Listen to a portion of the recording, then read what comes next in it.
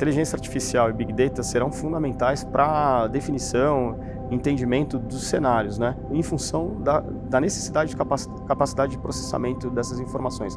Então não há capacidade humana para fazer isso, as máquinas sem dúvidas vão ajudar em muito nisso. Só que a gente precisa lembrar um ponto, uma grande pegada ambiental que a gente tem com a infraestrutura de tecnologia para a inteligência artificial.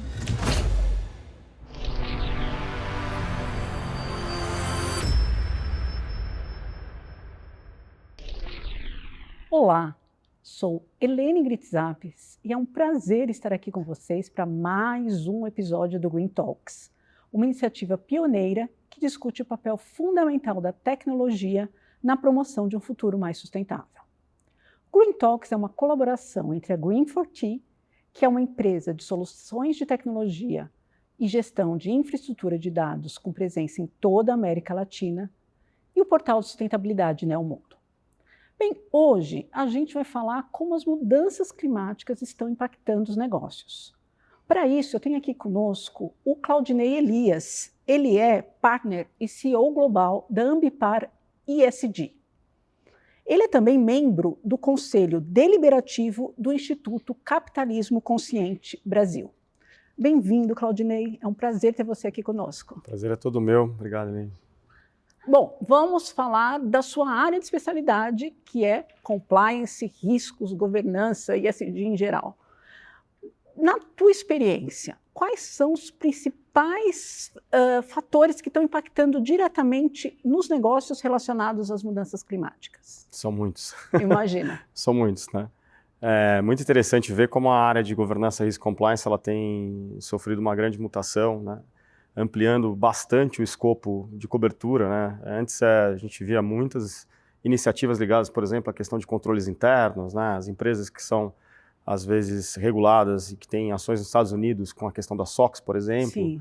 né? As questões das empresas de capital aberto, né? E hoje a gente vem observando que as regulamentações elas têm ido numa direção de exigir uma visão de riscos, né? E aí as áreas de riscos hoje estão com um arcabouço muito maior. Então, o que antigamente você tinha que olhar para os riscos financeiros, regulatórios, riscos de não conformidade, etc., transpassou e hoje você tem uma multiplicidade de riscos, né? Como a caso de cibersegurança, a questão das mudanças climáticas, que eu acho que é um ponto de extrema relevância para a gente discutir, a questão dos riscos geopolíticos também. Então, a abrangência é bastante grande. A questão dos desafios das empresas hoje, eles são muitos, né? Então, as empresas, para começo de conversa, elas estão tendo que olhar e rever de uma forma muito pragmática a questão de como é que posiciona a questão do ESG em relação à estratégia do negócio, né? Ou seja, o que realmente eu devo fazer e que provavelmente eu espere ali que tenha um retorno tanto de curto quanto médio quanto de longo prazo. Uhum. Então, eu costumo dizer que o ESG passou a ser muito menos aspiracional, como vinha sendo, né? Com grandes movimentos, né?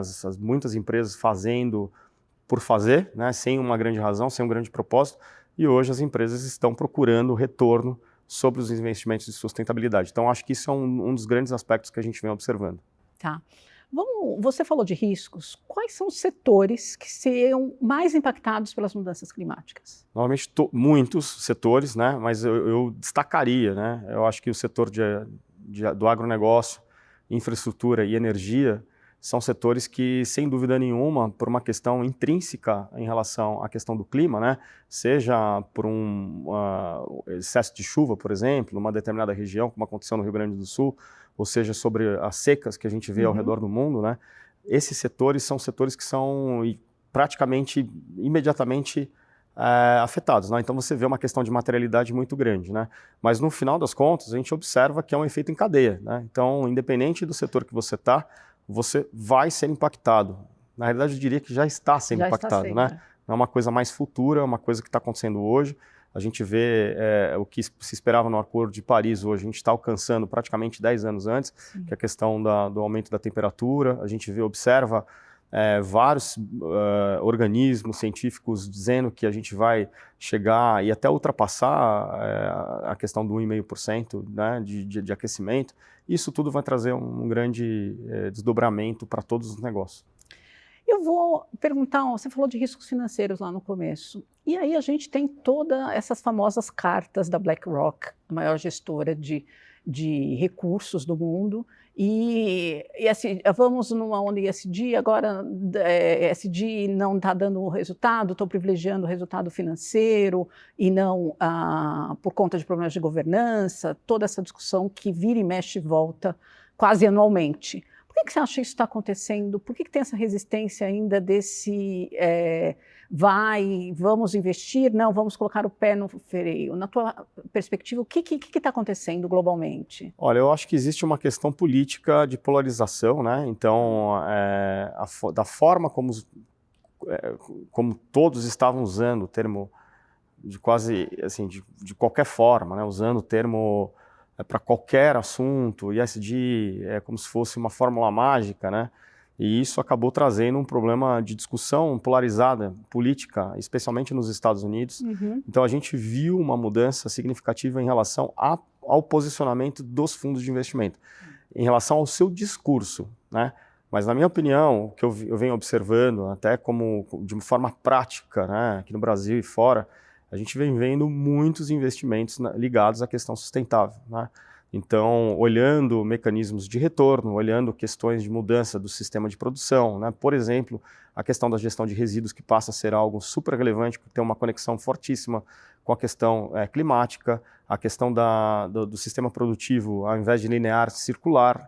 Então, essas questões todas você vem observando. E você observa que vários desses fundos estão investindo em empresas, sejam empresas de tecnologia, aplicáveis à questão, por exemplo, da mudança energética, da captura de carbono, ou sejam, por exemplo, em mecanismos de inteligência artificial, ou empresas de pedra e tijolo, né? Assim, a gente, né, de fábricas e estruturas mais robustas ligadas a essa questão da mudança da forma de produção, por exemplo. A gente vem observando isso. Então, é muito difícil dizer que deixou de ser relevante e eles não estão fazendo isso. É meio que um caminho sem volta, né? E a verdade é que os mercados de seguros, né, e o mercado financeiro, quer dizer, o mercado de seguro e o mercado financeiro, são os mercados que têm um investimento muito grande para entender as mudanças climáticas. Sim. E onde você tem uma matemática avançada, muito, muito bem aplicada, né? Basta dizer que nos últimos anos a gente viu ali prejuízos ligados à questão climática de mais ou menos 380 bilhões de dólares, né? Sendo que a gente teve algo como 100 e poucos bilhões de dólares pagos pela indústria de seguros. Então há que se imaginar que a indústria de seguro ela vai fazer um investimento para entender para onde está indo. Sim. Né? Então a gente vê um aumento do prêmio de seguro e tudo mais. Essas são tendências, então é difícil dizer que não vou olhar mais para isso, né? Eu estou olhando de forma mais crítica, mais profunda, com base em dados, né? Eu não vou tomar qualquer decisão. Não adianta vir com um pitch bonito, Sim. um PowerPoint maravilhoso. Não é, eu acho que isso sim mudou, eu acho. Não, e como você falou, você tem números, os números estão aí mostrando. Os números dizem. Agora, voltando para a questão dos riscos, eu queria falar sobre a questão de mitigação. Na tua experiência e na ampla experiência que você tem, as empresas estão preparadas para mitigar o impacto das mudanças climáticas e principalmente na área de gestão de resíduos que você mencionou? Olha, o que eu vejo eu acho que há grandes movimentos relacionados a uma tentativa de mitigação, mas eu acho que a gente está um passo atrás ainda. Eu estou falando claro que você tem bolhas, você tem empresas que efetivamente estão mais avançadas, mas assim, quando você olha o macro do mercado, eu acho que, assim, e não é à toa que as regulamentações estão vindo com muita força, né?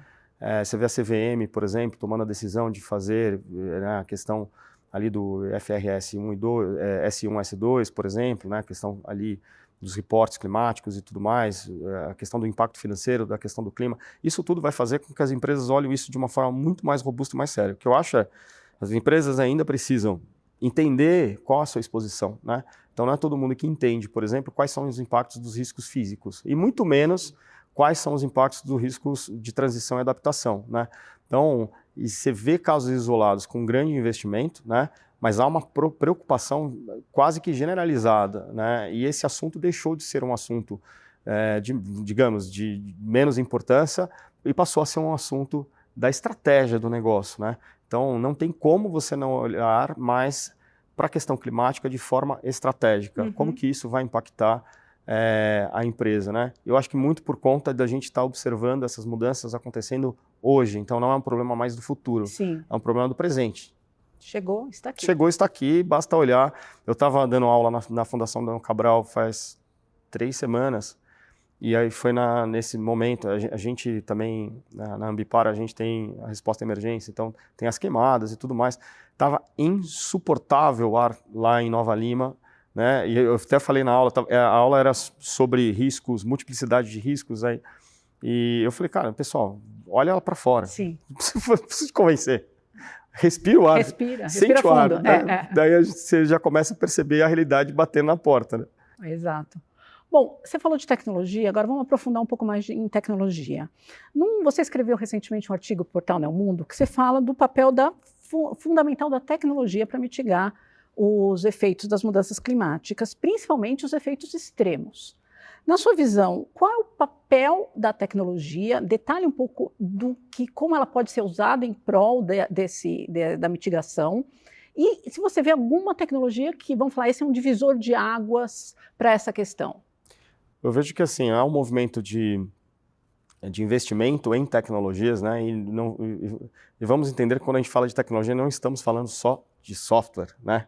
Isso é importante. Sim. E nem só de AI, né? A gente está falando a forma de produção, às vezes, de uma inovação, né? Olhando uma cadeia de valor, às vezes pode ter uma tecnologia ali. Então, a gente observa movimentos de tecnologia de carbono, tratamento de resíduos, né? Tratamento na área de tratamento de resíduos, a gente vê grandes movimentos relacionados a lixo zero, né? Que a gente vê grandes movimentos nessa direção. Ou seja, o movimento de aterro zero, ou seja, você não quer deixar nada ali na natureza. Uhum. Esse é o movimento que a gente vem observando, assim, um investimento muito grande nessa área.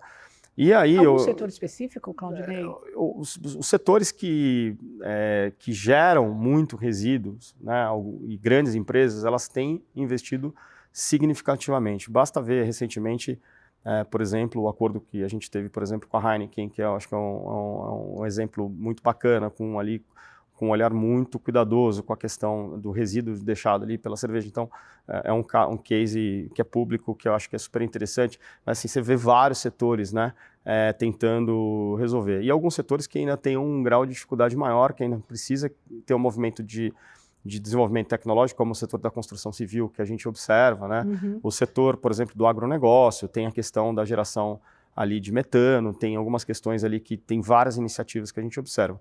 E eu queria destacar uma questão ligada aí sim à inteligência artificial, né? Inteligência artificial e Big Data serão fundamentais para a definição, entendimento dos cenários, né? A gente trabalha para previsão, para previsão, por exemplo, né? Para entendimento dos impactos e tudo mais. Altamente necessário em função da necessidade de capacidade de processamento dessas informações. Então não há capacidade humana para fazer isso, as máquinas sem dúvidas vão ajudar muito nisso. Só que a gente precisa lembrar um ponto, uma grande pegada ambiental que a gente tem com a infraestrutura de tecnologia para a inteligência artificial. Uhum. Há grandes movimentos sobre geração de energia para isso, né? Se observa uma grande discussão, né? Falando inclusive usar usinas atômicas, reativação de usinas que estão ali. Então, assim, esse assunto, acho que cabe mais de meia hora, né? Sim. A gente teria que aprofundar mais, mas a grande verdade é que a gente tem grandes problemas, grandes exposições, né? Quer dizer, você resolve um problema, às vezes, criando outro, né? Sim. Então, como que a gente consegue gerenciar essa cadeia de problemas muito complexos, né? Essa que é a grande questão, né? E o que a gente vem observando é a quebra da cadeia de valor, a quebra desses problemas em problemas menores e resolvendo as coisas efetivamente aos poucos. Então, não existe uma fórmula mágica ainda, em nenhum lugar do mundo, né? Então, esse é um ponto que eu acho que, do ponto de vista de tecnologia, eu acho que é a grande mudança aí de paradigma que a gente está observando. Você falou em quebra da cadeia de valor. E aí eu entendo que você olha uma cadeia para mitigar. Como é que você fala e prioriza a quebra de uma cadeia de valor, por exemplo? Dá um exemplo para mim.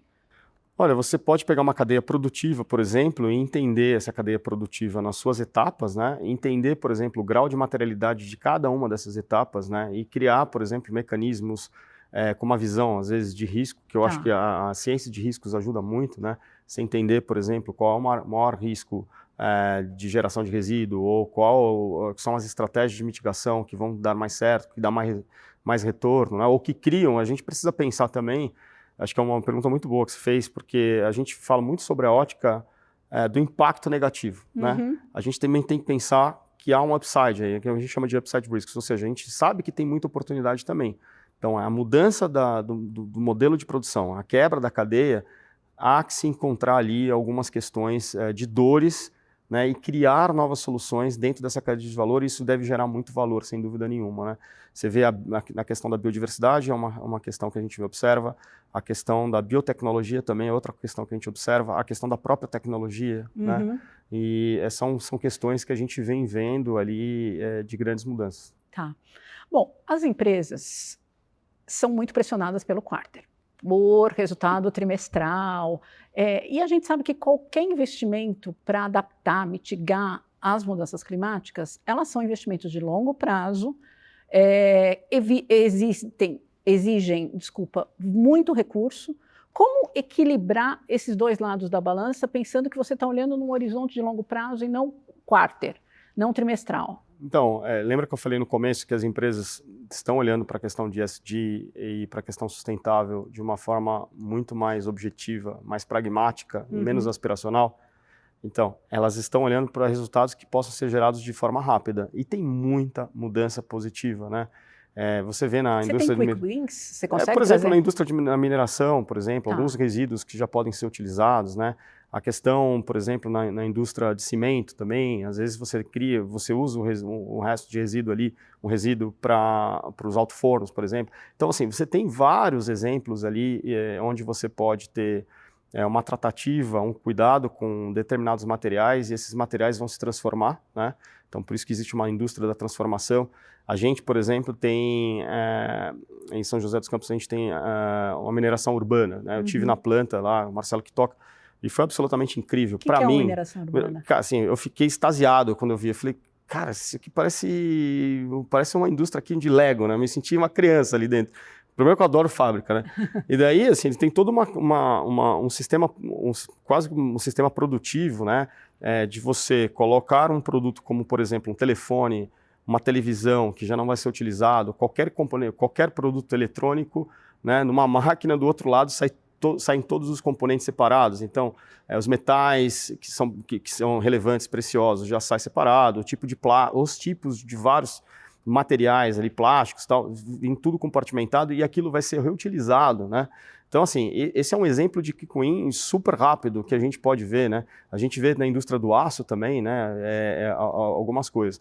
Mas, assim, no final das contas, é importante que a empresa estude a sua cadeia de valor, estude a sua exposição, a sua materialidade, para entender como que ela realmente pode tirar valor de uma forma rápida. Às vezes, esse valor pode ser, inclusive, tem um impacto positivo aí no seu EBITDA, por exemplo, né? Sim. Normalmente você tem ali algum investimento CAPEX, né, que você precisa fazer, mas no geral você consegue fazer isso também. Às vezes você consegue fazer isso como serviço. E nos setores que você atua principalmente, qual o papel da regulamentação governamental para investir, para as empresas investirem? Porque às vezes você precisa de uma pressão regulatória para fazer esse investimento. Qual o papel e como também equilibrar esse papel, você não esperar ter uma regulação para você fazer o investimento? Você tem setores que realmente, a questão da lei de resíduos, né, por exemplo, né, você tem outras legislações que realmente trazem ali um peso para a companhia, e ela tem que efetivamente investir e para mudar a característica ali do que ela produz, do que ela faz, por exemplo, né?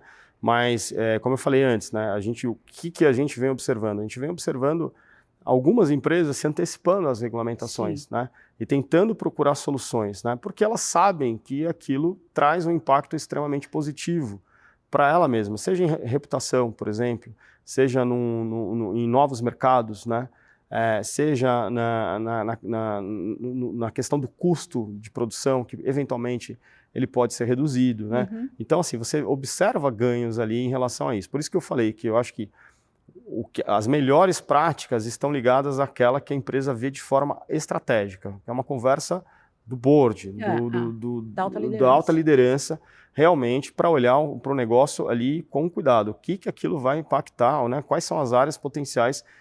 Não dá para fazer tudo ao mesmo tempo agora, né? E claro, algumas regulamentações estão vindo, né? E o Brasil está na dianteira de algumas delas, né? A gente está tomando a decisão de exigir algumas questões ainda que, como primeiro do mundo, como é o caso da CVM, como eu mencionei antes. Então, isso tudo faz com que as empresas comecem a se movimentar nessa direção de procurar alternativas, de procurar caminhos, né, para poder fazer alguma coisa palpável, real e que dê retorno, entendeu? Mas a gente está falando, retorno hoje, você que está na área, pensando em fazer algum projeto, pense em calcular retorno, porque senão esse projeto não sai, né? Não adianta tirar do FINER, né? Eu acho que tem que ter um embasamento ali de finanças, sabe? Sim, eu acho que é algo que possa ser mensurável, né? Você trabalha há muito tempo. Você sentiu uma diferença no profissional que trabalha para enxergar a questão do retorno quando ele tem que apresentar um projeto? Você sentiu uma evolução do profissional que trabalha na área? Eu acho que é uma ótima pergunta. O que eu acho é o seguinte, os profissionais que realmente não evoluíram estão ficando para trás, né? E a gente vê, assim, claramente que não vem ascendendo na cadeia de liderança de uma companhia, né? E a gente vê profissionais realmente que estão muito mais preparados, né? E essa questão do ESG, a questão da sustentabilidade, deu palco, vamos dizer assim, queria usar uma palavra, palco para essas pessoas subirem. Porque se você olhar, tipo, 15 anos atrás, você não via grandes executivos nessa área. Hoje você vê várias empresas muito relevantes com vice-presidente de sustentabilidade, que está no comitê executivo, que está no board, né? A gente vê esse movimento muito forte, né? E essas pessoas, elas estão muito mais preparadas hoje, né? E, de certa forma, elas têm que trabalhar com uma multiplicidade de assuntos, né? Você que é da área, você sabe disso, você também deve ter percebido isso, né? Quer dizer, nem de longe é algo tão simples assim quanto parece, né? Não é só um indicador, não é só um framework que ele tem que responder o GRI, ou TCFD, ou a sopa de letrinhas que a gente vê nesse setor. Não é, né? Como a gente falou, poxa, o que eu posso trazer aqui de inovação, por exemplo? Como é que eu posso usar a minha área de desenvolvimento de produtos, né? E levar ali o que eu chamo de ESG, ou Sustainability by Design, ou seja, eu já tenho que pensar na concepção, né, do produto, né? Como que aquele produto ele vai ser consumido, né? E como é que ele vai retornar, como é que vai ser consumido, que resíduo que ele vai gerar, etc. Né? Qual é a pegada, né? Sim. Então, isso tudo faz com que o tipo de profissional é um profissional já mais preparado, um profissional que também vem passando por um grande desenvolvimento nos últimos 6, 7, 8 anos, que eu acho que é um período aí que a gente pode fazer uma medição, se a gente fizer. É interessante fazer um estudo sobre isso. Gostei da pergunta. Tá vendo, olha lá? De repente verdade. Você traz lá na fundação, você quem sabe a gente faz um estudo. É uma possibilidade. A gente tem na Ambipar ESG, a gente tem uma área de research, né, que a gente faz pesquisa e tudo mais, né? Então, de repente eu levo esse tema para lá, falo com a Fundação Dom Cabral, a gente sai alguma coisa aí. E a gente usa o mundo para vir aqui falar alguma coisa. Bom, vamos lá. Você, aliás, me espantou, falou que vocês estão presentes em 40 países. Você já falou que o Brasil, felizmente, está avançado, está na dianteira em várias áreas. Mas quando você olha a atuação, quais são as principais diferenças regionais quando a gente fala em mudanças climáticas e combate aos eventos climáticos extremos? Olha, eu acho que assim, há um movimento regulatório já mais maduro na Europa, em particular. Isso é uma opinião minha, na realidade. Os Estados Unidos, né, com todo investimento que o governo Biden, por exemplo, colocou nessa questão sustentável também, né, mas, como eu falei, Estados Unidos a gente tem uma questão muito forte de polarização. Então, a gente tem que entender. Mas as regulamentações vêm do mercado de capitais e de outras áreas, né? Então, esses países que evoluíram mais, eu costumo dizer que, assim, eu vejo países da região Nordics, né, por exemplo, Noruega, Dinamarca, a própria Holanda e outros países na região que estão mais na dianteira porque começaram esse processo antes, né? São países que a gente chama de um pouco mais verdes, né, vamos dizer assim. Mas o Brasil tem um potencial, como todo mundo sabe, gigantesco, né? Tem muitos problemas também, né? Mas o fato é que tem muito investimento acontecendo também, né, em muitas áreas, né? Esses investimentos podem trazer um grande retorno lá na frente, né? Agora, a infraestrutura toda desse mercado, que ainda precisam de um aprimoramento, que a gente ainda vê muita intersecção, muito ruído ali, né? Tem questões regulamentares. É o principal gargalo, na tua visão? Eu acho que infraestrutura física, mas eu quis dizer a infraestrutura de negócios, né? A intersecção entre as diversas cadeias de valor que eu acho que ainda vai precisar, né? Tem questões também de logística, questões tecnológicas, né? A gente tem... Os problemas são muitos, né? Então, a gente vê aí essa questão das queimadas, por exemplo, quão difícil é combater isso, por exemplo, né? Isso é um problema climático seríssimo, né? E você vê questões sociais, né? De gente botando fogo em floresta. Sim. Então, é um problema de infraestrutura mesmo, um problema de cultura, de país, né? Sim. Então, é um problema que é complexo, a gente precisa explorar um pouco mais aí. Bom, para finalizar, que conselho você daria para um CEO que ainda não colocou a sustentabilidade como prioridade na estratégia? Do it. Comece, tenha coragem, primeira coisa, eu acho que tem coragem. Por que coragem, assim, Claudinei? Porque muitas vezes você fica muito ligado à questão do retorno imediato, né? Porque assim, trimestre, tem aquela coisa.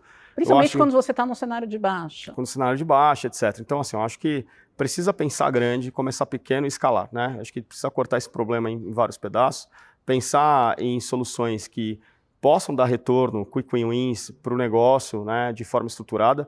Mais uma vez, e repito, é importante que isso seja conectado na estratégia do negócio. Uma vez que isso é conectado na estratégia do negócio, especialmente com uma visão de riscos, vai ficar muito mais fácil de ele entender qual que é o cenário ali, né? Qual o risk adjust scenarios, né? Ou seja, um ajuste de risco, por exemplo, no cash flow, nos investimentos, todos que são realizados. Então, a ciência de risco ela vai ajudar muito ele tomar certas decisões mais assertivas em relação ao seu negócio.